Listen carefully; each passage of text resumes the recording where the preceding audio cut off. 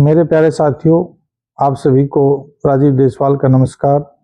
साथियों, मैंने संज्ञानात्मक विकास के सिद्धांत के ऊपर वाइगोटस्की और जीन पियाजे की थ्योरी के ऊपर वीडियो बनाई थी। साथियों, आशा है मुझे वो वीडियो आपने जरूर देखी होगी और लास्ट तक देखी होगी। साथियों, उसके ऊपर मैंने क्वेश्चन भी बनाए हैं। मैंने कल बोला था इन क्वेश्चनों को आपको लॉजिक तरीके से समझना है। ये दो मनोवैज्ञानिक हैं, उनके ऊपर क्वेश्चन दो जरूर आएंगे, दो भी आ सकते हैं, तीन भी आ सकते हैं, तो क्वेश्चन आएगा जरूर। और अच्छे से आप इसको तैयार करके जाना तो दो क्वेश्चन आपके जरूर मिलेंगे। साथियों, बस लॉजिक तरीके से आपको करना है। साथियों, सब्सक्राइब जरूर कर दें। मेरी वीडियो अब लगातार आती रहेगी, आपको मिलती रहेगी। और यदि कोई बात समझ में ना आए, कोई क्वेश्चन समझ में ना आए, तो साथियों आप उसे कमेंट बॉक्स में लिख सकते हैं, मैं आपकी पूरी हेल्प करूंगा। साथियों, मेरा उद्देश्य यही है कि मेरे सभी साथियों का टेट सीटेट अच्छे से हो जाए। और साथ साथ ही टेट ही टेट नहीं है साथियों, ये जो हम पढ़ रहे हैं ये बच्चों को भी ट्रांसफर होना चाहिए। तो आइए वीडियो शुरू करते हैं। सर, क्वेश्चन ये शुरू करते हैं। बता मैंने पहले ही रखा है, कंप्रहेंसिव हो रहा है इसका, तो थोड़ा सा हम जो है इसमें समझाने का प्रयास करेंगे, क्वेश्चनों को आगे बढ़ते हुए चलेंगे। साथियों, तो देखो मैंने लिख रखा है साथियों, ये क्वेश्चन है वाइगोटस्की के, इसके क्वेश्चन तैयार किए हैं। तो क्वेश्चन नंबर 1 मैंने बनाया, समीपस्थ विकास क्षेत्र में सहभागिता पर बल किस मनोवैज्ञानिक ने दिया। तो साथियों, समीपस्थ विकास क्षेत्र में कल मैंने आपको ZPD बताया था साथियों, जोनो प्रोक्सिमल डेवलपमेंट। तो देखो ये उसकी हिंदी है, बिल्कुल समीपस्थ विकास क्षेत्र।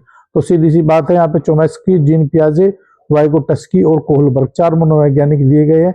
तो साथियों इसका ऑप्शन सी ठीक हो जाएगा, इस पे हम निशान लगा देंगे कि वाइगोटस्की ने दिया है। साथियों, दूसरा क्वेश्चन आ जाता है, ZPD का सिद्धांत किस मनोवैज्ञानिक ने दिया।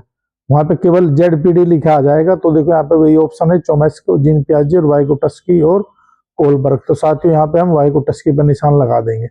यदि फुल फॉर्म की बात आएगी तो साथियों मैंने वो बनाए रखा है, आपने वीडियो देखा होगा उसमें। क्वेश्चन नंबर 3 आपका, किस मनोवैज्ञानिक ने बच्चों के संज्ञानात्मक विकास में सामाजिक कारकों एवं भाषा को महत्व दिया। मैंने वीडियो में बताया था सर, सभी को सामाजिक कारक और भाषा, तो किसने महत्व दिया है, ये चोमेस्की, जीन पियाजे, वाइगोटस्की और कोहलबर्ग। तो हम यहाँ पे वाइगोटस्की पे निशान लगा देंगे, इसका सही उत्तर है वाइगोटस्की। अब देखो ये ZPD क्या है, वीडियो में भी मैंने बताया था ZPD क्या है। तो यहाँ पे ZPD के ऑप्शन ए है वास्तविक विकास का स्तर, और दूसरा है संभाव्य विकास का स्तर, और दोनों स्तरों का जोड़, और दोनों स्तरों का आपका अंतर। तो देखो यहाँ पे मैंने बताया था कि ये जोन प्रोक्सिमल डेवलपमेंट बताया था। तो मैं बताया था कि जो बच्चे का वास्तविक विकास का स्तर है और जो दूसरे क्षेत्र में जाके बच्चा सीखता है, उन दोनों का जो अंतर होता है वो ही आपका ZPD कहलाता है। तो जब भी बात आएगी आपकी, तो इन दोनों का क्या है, ये तो दोनों स्तरों का अंतर, इस पे हम निशान लगा देंगे, क्योंकि दोनों क्षेत्र से ही हम सीख सकते हैं। और जो यहाँ पे रिजल्ट निकल के आएगा उसी के द्वारा बच्चे का डेवलपमेंट हो जाएगा। इसमें एक अपना खुद का होता है, एक आपका जिस क्षेत्र में बच्चे को लेकर जा रहे हैं उस क्षेत्र का होता है। तो वहीं पे जो अंतर होगा वही डेवलपमेंट होता है साथियों। तो इसका ऑप्शन आपका डी ठीक हो जाएगा।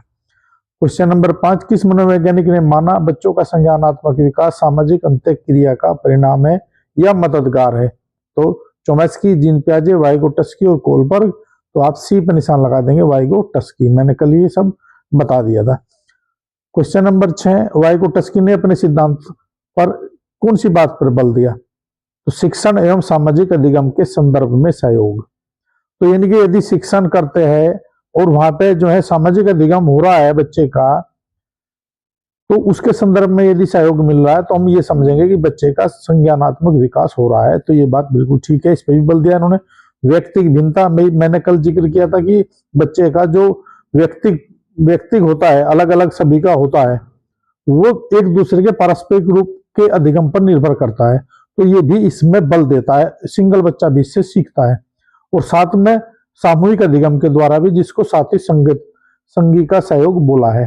तो ये साथी संगी का सहयोग पेयर वाला कोऑपरेशन है यहाँ पे। तो ये आपका डेवलपमेंट हो जाएगा।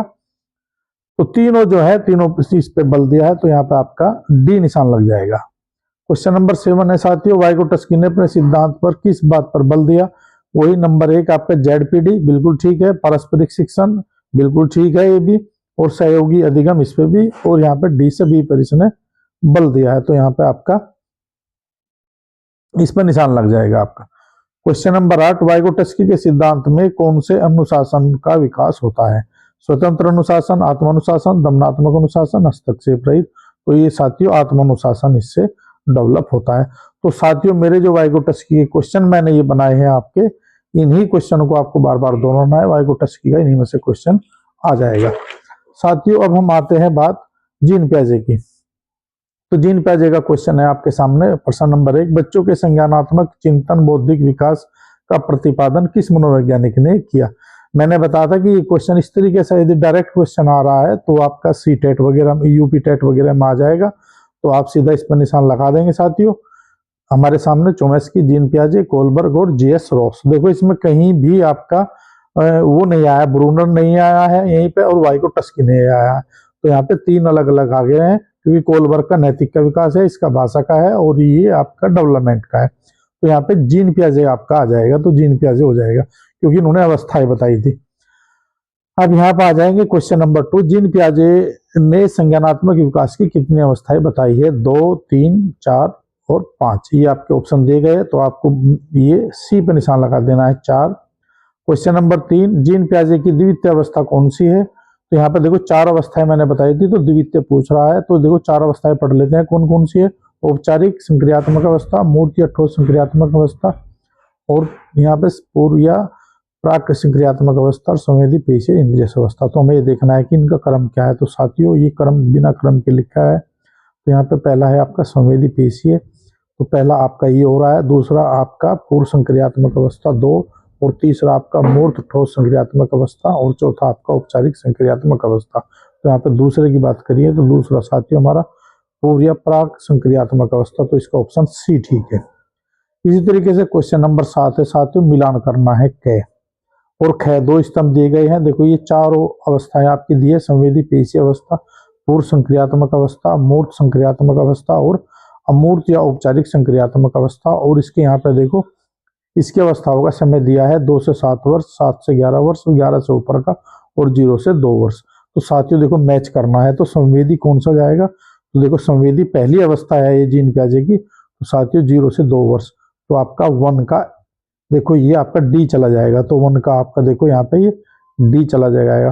पूर्व संक्रियात्मक अवस्था तो 2 से 7, ये क्योंकि ये दूसरी अवस्था है, तो ये 2 से 7 आपकी चले जाएगी। तो आपका दूसरे का ये आपका ए चला जाएगा। देखो दूसरे का आपका ए चला गया। फिर आपका मूर्त संक्रियात्मक अवस्था, तो ये आपकी तीसरी अवस्था है 7 से 11, तो ये आपका तीसरे का बी चला जाएगा। तो देखो तीसरे का बी चला गया। फिर इसी तरीके से यहाँ पे चौथा अमूर्त या औपचारिक संक्रियात्मक अवस्था 11 से ऊपर। तो साथियों ये हो गया आपका, यहाँ पे देखो चौथे का आपका हो गया है सी। तो इस तरीके से देखो ये ऑप्शन ए ठीक हो गया यहाँ पे। तो इस तरीके से ये मिलान वाला क्वेश्चन भी आ सकता है। इसी के साथ में हमें याद हो जाएगा कि इसकी जो है आयु कितनी होती है कौन सी अवस्था की। तो इस तरीके का क्वेश्चन भी आ सकता है साथियों। क्वेश्चन नंबर 5, जीन पियाजे की किस अवस्था को प्रतीकात्मक की अवस्था कहा जाता है? तो साथियों मैंने प्रतीकात्मक बताया था, किस अवस्था में बच्चा चिन्ह अपने दिमाग में बना लेता है, प्रतिमा दिमाग में बना लेता है, इमेज बना लेता है छोटा बच्चा। तो इसी तरीके से संवेदी पेशीय अवस्था, पूर्व संक्रियात्मक अवस्था, मूर्त क्रियात्मक अवस्था, औपचारिक संक्रियात्मक अवस्था। तो साथियों जितने भी बच्चा चिन्ह बनाने लगता है और दिमाग में वही बात बैठाने लगता है, कंजर्वेशन करने लगता है, सामान्य धारण करने लगता है, तो ये सब आपकी पूर्व संक्रियात्मक अवस्था के अंतर्गत आएगा साथियों। तो यहाँ पे दूसरी जो अवस्था होती है साथियों प्रतीकात्मक अवस्था होती है, क्योंकि यहाँ पे इसी में जो है बच्चा तर्क करना धीरे धीरे शुरू कर देता है। अब क्वेश्चन नंबर 6 आपका, स्कीमा का प्रयोग बच्चा किस अवस्था में करने लगता है? देखो स्कीमा का प्रयोग, तो यहाँ पे देखो ये मैंने कल भी बताया था, इंद्रिय जन्य अवस्था, पूर्व संक्रियात्मक अवस्था, मूर्त संक्रियात्मक अवस्था, औपचारिक अवस्था। तो मैंने बताया था ये स्कीमा इंद्रिय जन्य अवस्था में इसका प्रयोग शुरू करने लगता है। क्वेश्चन नंबर 7, संज्ञानात्मक असंतुलन पर बच्चा किस प्रत्यय का प्रयोग करता है? संज्ञानात्मक असंतुलन यानी कि बच्चा यदि उसके सामने कोई चीज आती है, मैंने कल ही बताया था, तो उसका प्रयोग कर लेता है, लेकिन एक ऐसी चीज आ जाती है जो वो उसके सामने उसका प्रयोग नहीं कर पाता है, उसे संतुलन बैठाने में कठिनाई होती है, तो उसको संज्ञानात्मक असंतुलन बोलते थे। जैसे मैंने बताया था भाई, कुत्ता सामने था और उसके सामने फिर बिल्ली आ जाए तो फिर उसके सामने क्या समस्या आएगी, तो वहां पे बोलता है फिर वो क्या धारण करेगा। तो साथियों ये देखो स्कीमा है, अनुकूलन है, साम्य धारण है और संरक्षण है। तो साथियों साम्य धारण बोलते हैं इसको, सी पे निशान लगाएगा क्योंकि जो भी उसके दिमाग में आएगा वही वहां पे उसको आत्मसात कर लेगा वो। तो ये साम्य धारण बोलते हैं इसको यहाँ पे साम्य। तो इसका ऑप्शन 7 हुआ, ठीक है। क्वेश्चन नंबर 8, जीन पियाजे ने संज्ञानात्मक विकास के सिद्धांत में किस प्रत्यय का प्रयोग नहीं किया है। तो ये प्रत्यय मैंने देखो कल कितने सारे 7 प्रत्यय लिखे थे, तो उनमें से यहाँ पे किसका नहीं है, तो एक यानी किसी ने किसी का उठा लिया है। तो देखो यहाँ पे स्कीमा वो भी जीन पियाजे ने यूज किया है, विशिष्टीकरण विकेंद्रीकरण उसका भी प्रयोग किया है, साम्य धारण इसका भी प्रयोग किया आपने, और सहयोगी अधिगम ये इसमें प्रयोग नहीं किया क्योंकि ये वाइगोटस्की का था। तो यहाँ पे डी इसका आंसर हो जाएगा, ये इसका प्रत्यय नहीं है। Next question, question number 9, Jean पियाजे ने संज्ञानात्मक विकास के सिद्धांत में किस प्रत्यय का प्रयोग नहीं किया है। तो यहाँ पे भी देखो जीन पियाजे के प्रत्यय लेंगे हम और एक यहाँ पे अन्य का लेंगे। तो देखो स्कीम्स ये भी इसी का ही है, स्कीमा देखो दोनों एक दिखाई देते हैं लेकिन दोनों अलग अलग होते हैं, इस बात का ध्यान रहे। स्कीम्स भी इसी का ही है, स्कीमा भी जीन पियाजे का ही है, अनुकूलन भी है और ये व्यक्तिक अंत्यक्रिया देखो ये वाइगोटस्की की है, तो ये इसका प्रत्यय नहीं है। तो डी यहाँ पे निशान लगा देंगे। साथियों प्रश्न नंबर 10 है, जीन पियाजे ने संज्ञानात्मक विकास के सिद्धांत पर संज्ञानात्मक सिद्धांत में किस प्रत्यय का प्रयोग किया। तो ये देखना है किस प्रत्यय का प्रयोग किया है, संरक्षण का, मानसिक संक्रिया का, विकेंद्रण का और सभी का। तो देखो ये क्वेश्चन साथियों नेगेटिव नहीं है, तो जब नेगेटिव नहीं है तो हमें इस प्रश्न को ध्यान से पढ़ना है क्योंकि ये देखना है कि तीनों एक साथ है या नहीं है। नहीं तो कुछ बच्चे समझ ले कि सभी है तो सभी पर निशान लगा दो, संभावना बन जाती है। लेकिन यदि हमें ये याद है इसके प्रत्यय तो हमें फिर समस्या हमारे सामने खड़ी नहीं होगी। तो संरक्षण भी था, एक कंजर्वेशन का, मानसिक संक्रिया भी थी उसमें और विकेंद्रण भी था और सभी पर यहाँ पर निशान लगा देंगे, डी ठीक है इसका। क्वेश्चन नंबर 11, जब बच्चा आत्म केंद्रित होकर वास्तविक रूप से किसी वस्तु के बारे में सोचता है तो वह सन प्रत्यय कहलाता है। तो देखो मैंने कल बताया था यदि बच्चा ईगो सेंट्रिक होकर किसी एक वस्तु पे उसका बाहरी जो उसकी अपनी क्षमताएं होती है और वो वास्तविक रूप से वस्तु की ओर देखता है, तो मैंने विकेंद्रीकरण बताया था ये, तो ये लास्ट का प्रत्यय था ये मैंने बताया था। तो यहाँ पे डी निशान लगा देंगे, ना संरक्षण था, ना मानसिक संक्रिया थी, ना स्कीमा था, तो इसका ऑप्शन डी जाएगा। क्वेश्चन नंबर 12, जब बच्चा एक परिस्थिति में सीखा हुआ ज्ञान दूसरी परिस्थिति में सामान्यकरण कर सकता है तो उसको हम क्या बोलते हैं। तो देखो कल भी मैंने जिक्र किया था कि एक परिस्थिति में सीखा हुआ ज्ञान दूसरी परिस्थिति में उसका सामान्यकरण कर लेता है। तो अनुकूलन, संरक्षण, साम्य धारण और स्कीमा। तो देखो यहाँ पे क्वेश्चन गलत करने की कितनी प्रबल संभावना है। यहाँ पे साम्य धारण है तो सीधा हम सामान्यकरण से सामान्य धारण जोड़ लेंगे, तो ये क्वेश्चन गलत हो जाएगा। जबकि इसका मैंने बताया था कल इसको स्कीमा बोलता है, इस जीन पियाजे इसको स्कीमा बोलता है क्योंकि जब एक चीज का ज्ञान हो जाता है तो फिर यही इसको स्कीमा बन जाता है। वो अगली चीज में उसका फिर दूसरी में प्रयोग करेगा, वो उसमें स्कीमा, पुराना स्कीमा नष्ट हो जाता है, नया स्कीमा बन जाता है। तो बच्चे का इस तरीके से चिंतन विकास होता चला जाता है साथियों। अब नेक्स्ट क्वेश्चन है आपका 13, जब बच्चा व्यवहारों के संगठित पैटर्न, ऑर्गेनाइज्ड पैटर्न को आसानी से दोहरा सकता है तो कहलाता है। साथियों देखो मैंने बताया था कल, जब उदाहरण भी दिया था कि बच्चा जब स्कूल जाता है तो वो अपनी किताबें रखने लगता है ना, और फिर जो भी आवश्यक सामग्री है वो उसको यूज करता है, ड्रेस पहनता है, चल देता है। तो मैंने कल उदाहरण बताया था। तो इसी तरीके से जब बच्चा ये मानसिक उसके दिमाग में पैटर्न बन जाते हैं तो ऑर्गेनाइज पैटर्न बन जाते हैं, तो ये क्या कहलाता है, अनुकूलन, संरक्षण, साम्य धारण और स्कीम्स। तो साथियों देखो यहाँ पे एक शब्द मानसिक संक्रिया का था, तो ये मानसिक संक्रिया का ही रूप है। तो यदि यहाँ मानसिक संक्रिया होता तो हम मानसिक संक्रिया में भी इसको रख सकते थे, लेकिन यहाँ पे वो नहीं है, तो यहाँ पे स्कीम्स उसी का रूप है इसका, मानसिक संक्रिया का।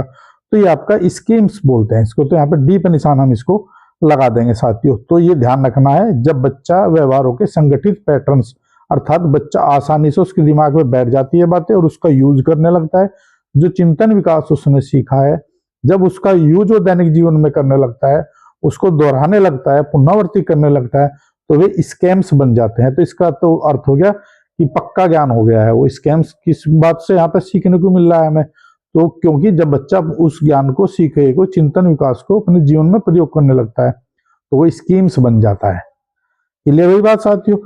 अब आपका है क्वेश्चन नंबर 14, जब बच्चा वातावरण परिवर्तन तथा स्थिरता दोनों की समझ होती है और अंतर करने लगता है तो वह प्रत्यय कहलाता है।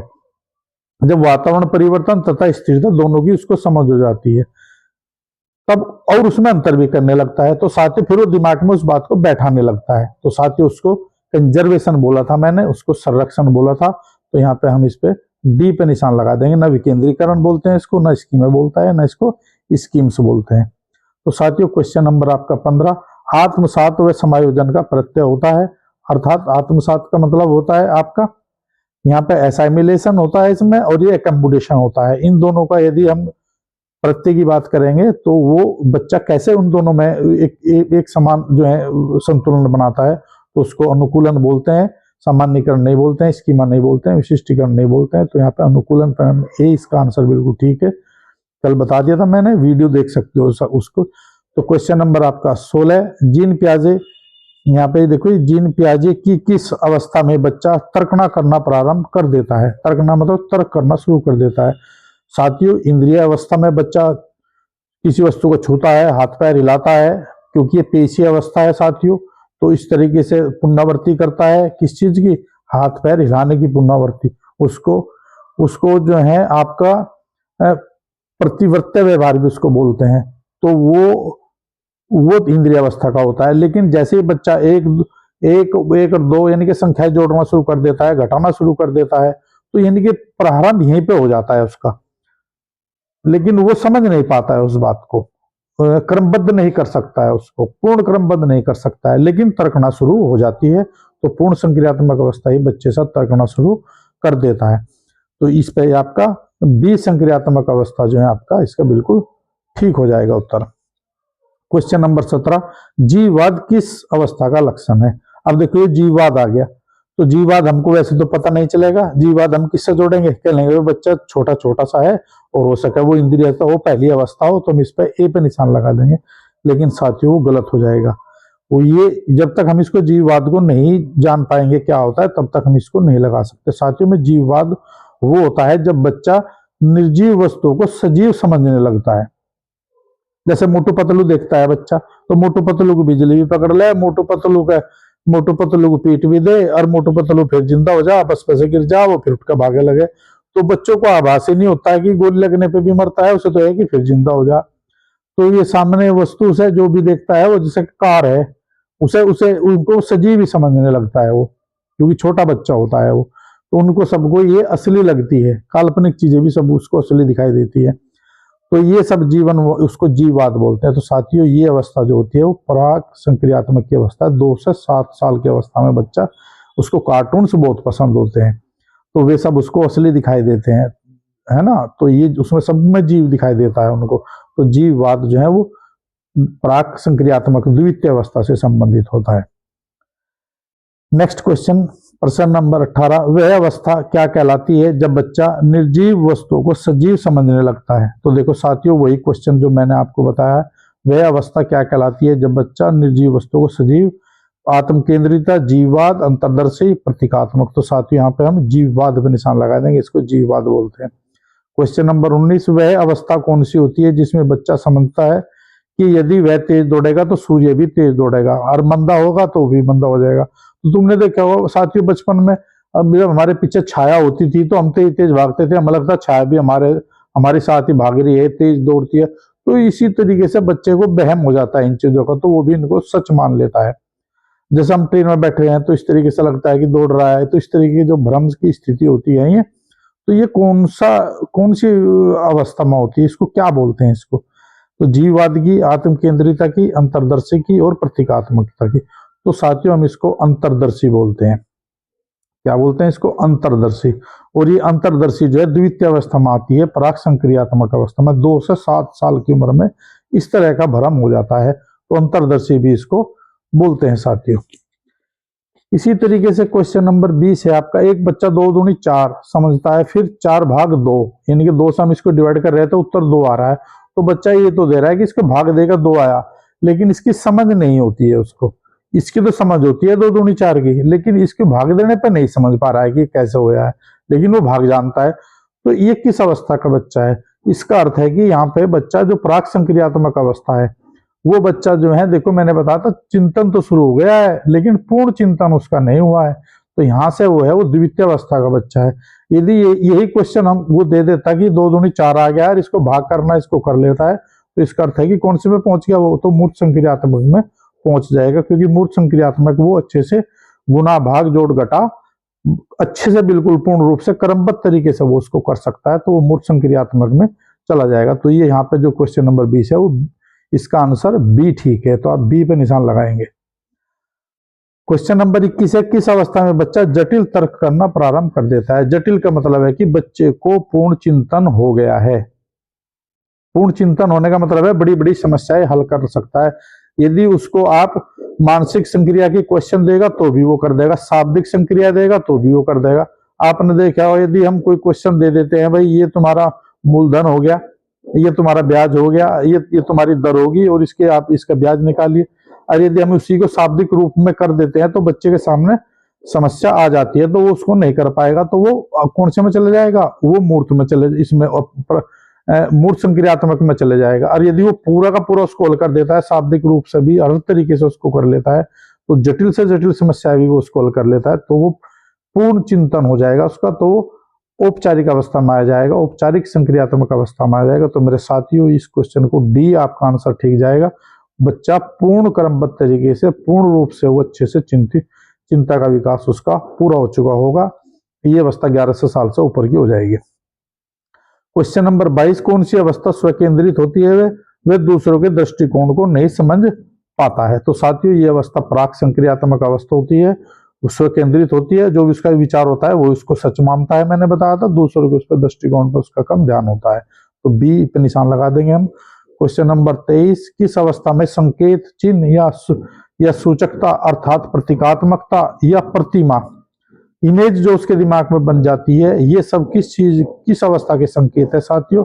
इंद्रिय जन्य पेशी अवस्था, पराग सक्रियात्मक। तो साथियों ये द्वितीय अवस्था पर हम निशान लगा देंगे, क्योंकि संकेत की अवस्था मैंने बताई थी वीडियो में, तो आपका बी ऑप्शन ठीक जाएगा। क्वेश्चन नंबर 24, एक बच्चा ठोस वस्तु के आधार पर मानसिक संक्रियाएं हल कर लेता है परंतु शाब्दिक कथन की संक्रिया करने में असमर्थ पाता है, तो कौन सी अवस्था है? तो साथियों मैंने बताया था कि वो देखो मानसिक हल कर लेता है, शाब्दिक वो नहीं कर पाता है, तो साथियों उसके सामने समस्या आती है। तो मैंने ये बात कौन सी बताई थी आपको? तो इसका आपका मैंने आपको प्राक संक्रियात्मक अवस्था मैंने ये ऊपर अभी बताई है, तो इसका हम बी पर निशान लगा देंगे साथियों। क्वेश्चन नंबर आपका 25, ठोस संक्रियात्मक अवस्था का लक्षण नहीं है। ठोस का मतलब किसको कह रहा हूं मैं कह रहा हूं ठोस किसको? मूर्त संक्रियात्मक को। मूर्त का मतलब है जो हमारे सामने प्रत्यक्ष रूप से दिखाई पड़ती है, अर्थात यहाँ पे पूर्ण क्रमबद्धता बच्चे के अंदर चिंतन की आ जाती है। मैंने बताया था वर्ग करना, घन करना, क्षेत्रफल निकालना, आयतन निकालना, यदि बच्चा सीख जाता है तो वो मूर्त संक्रियात्मक अवस्था है। और जो बच्चा काल्पनिक रूप से मैं बताया बाहरी, यदि हम उसको समस्याएं दे देते हैं, वो मैंने शंकु के वक्र पृष्ठ की बात करी थी, है ना, तो वो मैंने बताई थी औपचारिक अवस्था में। तो कठिन से कठिन उसको तार्किक क्वेश्चन भी यदि हम दे दे तो भी वो निकाल सकता है, तो वो इसमें चला जाएगा। कठिन से कठिन इसमें नहीं कर सकता है। तो यहाँ पे देखो ठोस संक्रियात्मक है, यहाँ पे मूर्त संक्रियात्मक अवस्था का लक्षण नहीं है। देखो तर्क संगतता और क्रमबद्धता ये भी इसी के लक्षण है। संरक्षण व संबंध, संरक्षण कंजर्वेशन होने लगता है, यहाँ पे कोरिलेशन करने लगता है, तो ये भी इसी का ही होता है। यहाँ पे वर्गीकरण कर यदि बच्चा कर देता है तो भी मूर्त संक्रियात्मक अवस्था का बच्चा होता है। यदि बच्चा आरोही अवरोही के क्वेश्चन को भी कर पाता है तो साथियों वो भी ठोस संक्रियात्मक अवस्था का लक्षण होता है साथियों। और ये देखो मैंने लिया है नंबर डी ऑप्शन साथियों, ये आपको दिखाई दे रहा है, ये डी मेरे साथियों, ये अमूर्त चिंतन।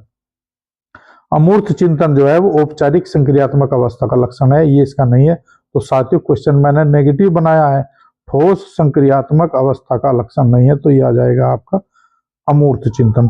तो ठोस से साथियों यहाँ पे है कि ठोस वस्तु यदि हमारे सामने है उसे देख कर बच्चा, जैसे कि मान लिया वो क्वेश्चन कर लेता है, भाई तुम इसमें जो है गैजेट्स है इसको ये करो, तो वो कौन सी है? वो मूर्त संक्रियात्मक में आ जाएगा।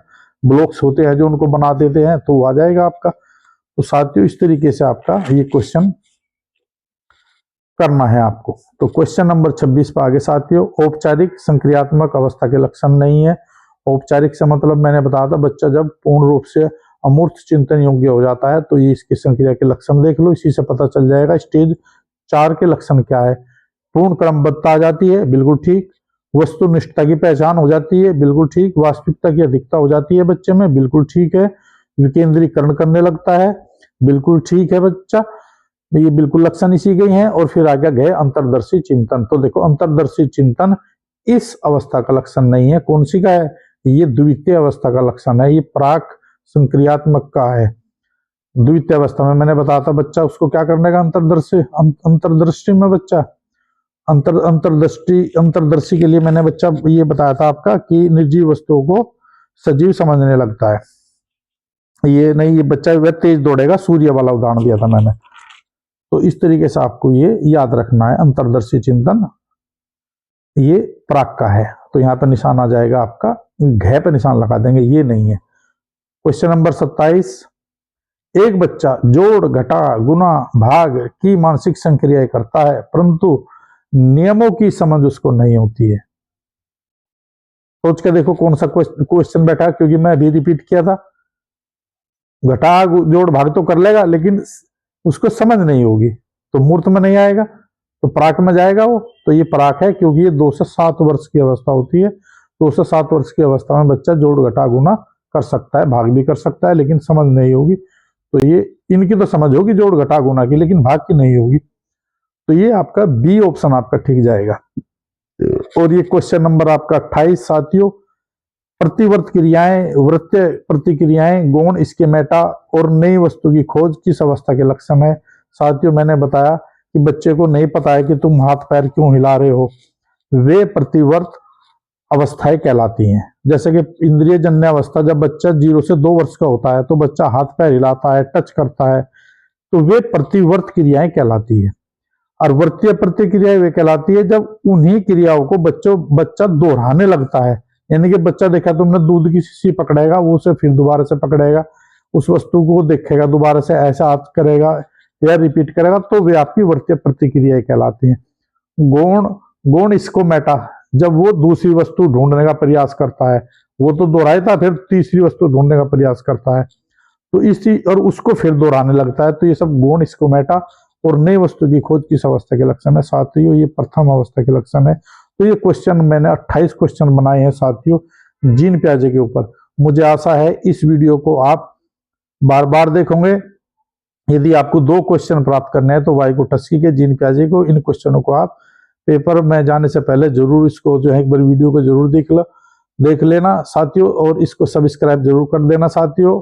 कोई यदि क्वेश्चन है, कोई समस्या आ रही है, किसी भी उस पर कोई शब्द आपको है कि समझ नहीं आ रहा है, तो आप उसको जो है कमेंट बॉक्स में लिख सकते हैं साथियों, उसमें मैं पूरी सहायता करने का प्रयास करूंगा।